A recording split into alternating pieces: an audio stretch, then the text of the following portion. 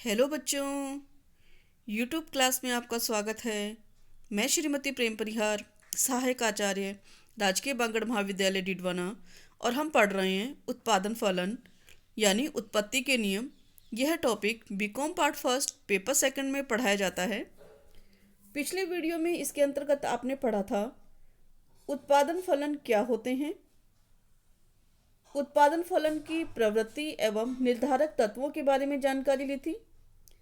साथ ही हमने जाना था कॉब डगलस उत्पादन फलन की सारणी के बारे में, और सारणी के अंदर हमने वांछित उत्पादन प्राप्त करने के लिए कितनी पूंजी और श्रम की इकाइयों को यानी साधनों की इकाइयों को लगाना है उसके बारे में विस्तार से जाना था। और साथ ही हमने कॉब डगलस उत्पादन फलन की मान्यताओं के बारे में पढ़ा था। आज हम इसके आगे के तथ्यों के बारे में जानकारी लेते हैं। उत्पादन फलन की प्रमुख विशेषताएं।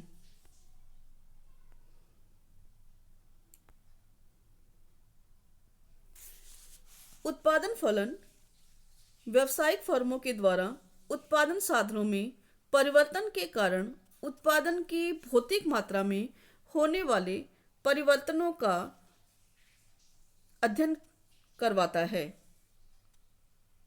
दूसरा, उत्पादन फलन चूंकि फर्म में प्रयोग की गई इनपुट्स के कारण उत्पादन की मात्रा में होने वाले परिवर्तनों का विश्लेषण है, इसलिए इसमें समयों और मूल्यों का समावेश नहीं होता। उत्पादन तकनीक एवं प्रौद्योगिकी में होने वाला परिवर्तन उत्पादन फलन को भी बदल देता है। ये हमने इसकी विशेषता पढ़ी थी और हमने कहा था कि परिवर्तन जो है वो नहीं होना चाहिए उस समय अवधि के अंदर, और यदि परिवर्तन हो जाता है तो उत्पादन फलन भी परिवर्तित हो जाता है। समय अवधि में परिवर्तन से उत्पादन फलन में भी परिवर्तन होता है। अगली विशेषता है इसके, जब व्यावसायिक फर्में उत्पादन के कुछ साधनों को स्थिर रखकर कुछ अन्य परिवर्तनशील साधनों की मात्रा में कमी या वृद्धि करती है तो उत्पादन की भौतिक मात्रा में होने वाला परिवर्तन अल्पकालीन उत्पादन फलन अथवा परिवर्तनशील अनुपातों का नियम या उत्पत्ति के नियम के नाम से जाना जाता है। जब व्यावसायिक फर्में दीर्घकाल में उत्पादन के सभी साधनों की मात्रा में परिवर्तन करती हैं और उनको समानुपातिक रूप से बदल देती हैं तो यह दीर्घकालीन उत्पादन फलन अथवा पैमाने के प्रतिफल के नाम से जाना जाता है। उत्पादन फलन के अंतर्गत कुछ सीमा तक उत्पादन साधनों में परस्पर प्रतिस्थापन संभव होता है, जैसे पूंजी के स्थान पर श्रम का अधिक प्रयोग करने के लिए पूंजी का श्रम से प्रतिस्थापन किया जाना। उत्पादन फलन उत्पादन की तकनीक एवं प्रौद्योगिकी के कारण उत्पादन मात्रा में होने वाले परिवर्तनों का विश्लेषण करता है।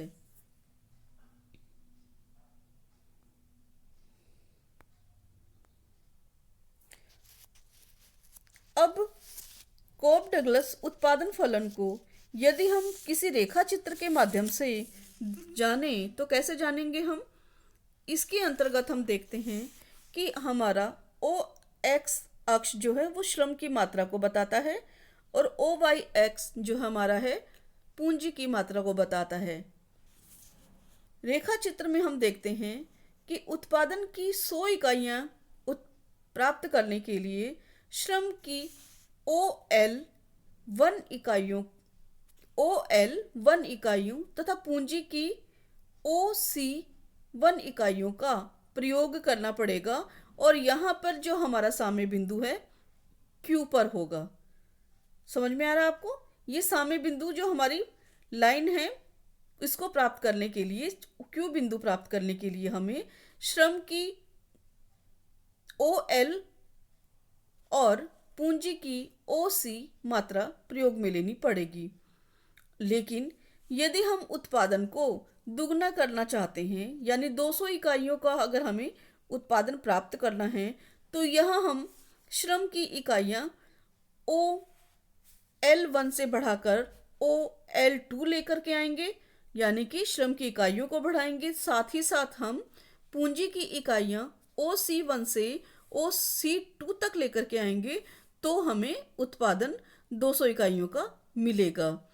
ऐसे ही अगर हम 300 इकाइयों का उत्पादन प्राप्त करना चाह रहे हैं, तो यहाँ हमें हमारा श्रम जो है वो OL2 से बढ़ाकर OL3 करना पड़ेगा। साथ ही पूंजी जो है हमारी OC2 से बढ़ा करके OC3 करनी पड़ेगी, तब जाकर के हमें सामने मिलेगा आर बिंदु पर। और यह आर बिंदु जो है हमें 300 इकाइयों को प्राप्त करने की योग्यता प्रदान करेगा।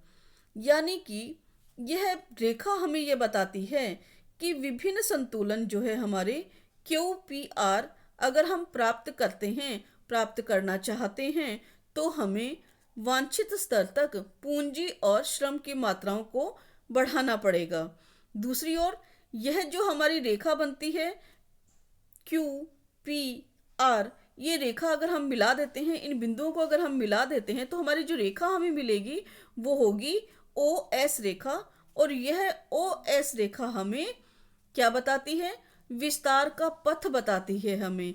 यानी ये रेखा हमें बताती है कि समोत्पाद वक्र यानी LP1, LP2, LP3 में समान अंतर है।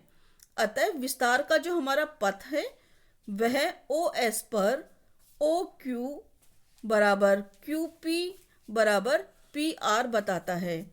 यानी यह बताता है कि श्रम और पूंजी की मात्राओं में बढ़ने से साथ साथ उत्पादन भी उसी अनुपात में बढ़ता जाता है।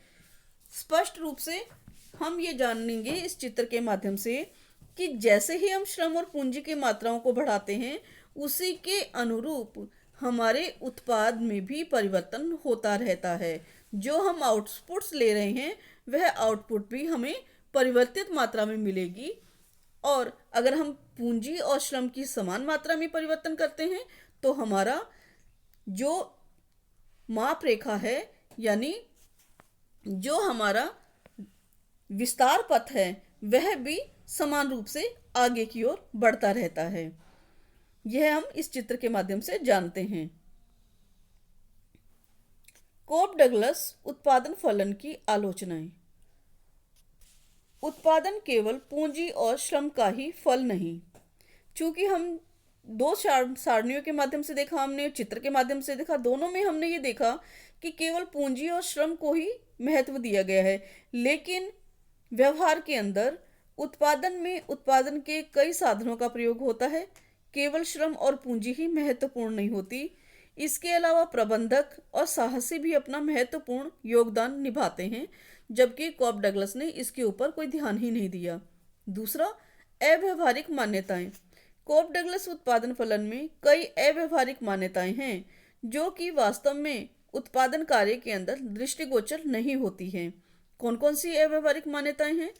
पहली है इसमें कि सभी श्रम इकाइयां एक से नहीं होती, जबकि उत्पादन फलन में सभी श्रम इकाइयों को एक रूप से मान्यता मानी है। हम देखते हैं कि कई श्रमिक तो बहुत अच्छे से काम करते हैं, कई श्रमिक ऐसे होते हैं जो आलसी होते हैं, बार बार निर्देश देने पर भी काम नहीं करते हैं।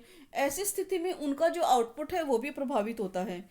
अगर निकम्मा कोई श्रमिक है और उसको हम कहें कि प्रशिक्षित श्रमिक के बराबर वो काम करे, तो संभव नहीं है, और उसको बार बार निर्देश देने पर भी वो प्रेरित नहीं होता है। तो ऐसी स्थिति में हमारे उत्पादन की इकाइयों पर प्रभाव पड़ेगा, उत्पादन भी हमारा प्रभावित होगा, लाभ भी हमारा प्रभावित होगा। यानी कि श्रम की सभी इकाइयां हमेशा एक सी नहीं होती हैं। दूसरा, पैमाने के स्थिर प्रतिफल की मान्यता अव्यवहारिक। व्यवहार में उद्योगों में विस्तार करने पर पैमाने का वृद्धिमान प्रतिफल प्राप्त होता है, पैमाने के ह्रासमान प्रतिफल लागू होते हैं।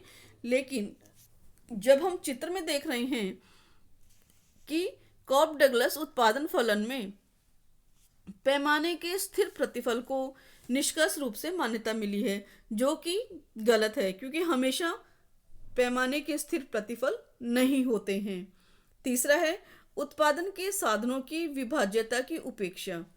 कॉप डगलस उत्पादन फलन में यह मान्यता भी भ्रमपूर्ण है कि सभी निर्माणकारी उद्योगों में उत्पादन या प्रदा में आनुपातिक वृद्धि करने के लिए उत्पादन पड़तों और आदाओं में समानुपातिक परिवर्तन करना संभव है, जबकि व्यवहार में कुछ आदाओं की मात्रा सीमित होती है अथवा अविभाज्य होने के कारण कुछ पड़तों को समानुपातिक रूप से परिवर्तित करना संभव नहीं होता है। इस कारण सदैव समान रूप से किसी भी इकाई का विभाजन करना संभव ही नहीं होता, जबकि कॉप डगलस के अंदर ये सबसे बड़ी मान्यता है और यह इसकी सबसे बड़ी आलोचना भी है। उत्पादन के बड़े पैमाने की मितव्ययता पर ध्यान नहीं। उत्पादन में बड़े पैमाने की मितव्ययता पर कॉप डगलस ने कोई ध्यान नहीं दिया है, जबकि व्यवहार में जब उत्पादन प्रक्रिया में पड़तों और आदाओं की विभिन्न मात्राओं को बढ़ाया जाता है तो उनमें विशिष्टीकरण के गुण आ जाते हैं और ये विशिष्टीकरण के गुण हमें बड़े पैमाने की उत्पत्ति की मितव्ययताओं के बारे में बताते हैं और हमें बड़े पैमाने पर लाभ भी मिलता है। इससे मितव्ययताएं भी होती हैं क्योंकि श्रमिक किसी भी काम को करते करते इतने पारंगत हो जाते हैं कि वह उस कार्य को कम समय में भी और अधिक उत्तम श्रेणी का करने के लिए सफल होते हैं। तो ये जो मान्यताएं हैं इस पे इसने ध्यान ही नहीं दिया कि हमें बड़े पैमाने पर अगर हम उत्पादन करते हैं तो हमें मितव्ययताएं भी मिलती है श्रमिकों के बारे में, इस पर इसने ध्यान नहीं दिया गया। लेकिन फिर भी इन आलोचनाओं के बावजूद कॉप डगलस उत्पादन फलन में कुछ सत्यता अवश्य है, क्योंकि किसी भी फर्म, उद्योग अथवा अर्थव्यवस्था के जीवन काल में पैमाने के स्थिर प्रतिफल की एक छोटी सी अवस्था अवश्य आती है, चाहे वह थोड़ी देर के लिए आए, चाहे वह थोड़े समय के लिए आए, लेकिन स्थिर प्रतिफल मिलते अवश्य हैं। यह हमें ध्यान में रखना है।